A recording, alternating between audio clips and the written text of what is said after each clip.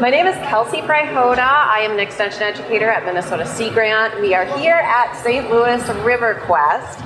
And what RiverQuest is an event for 6th grade students throughout the Twin Ports region who come here to learn about the industries, the ecology, social cultural aspects of the St. Louis River.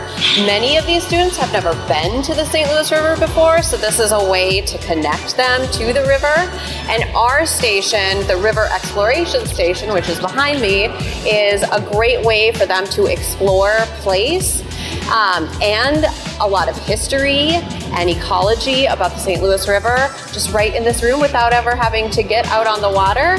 And we will probably be using this for multiple different outreach and education events in the future. It'll also be available for loan for teachers in the future, so educators can contact us if they'd like to use this in their classrooms.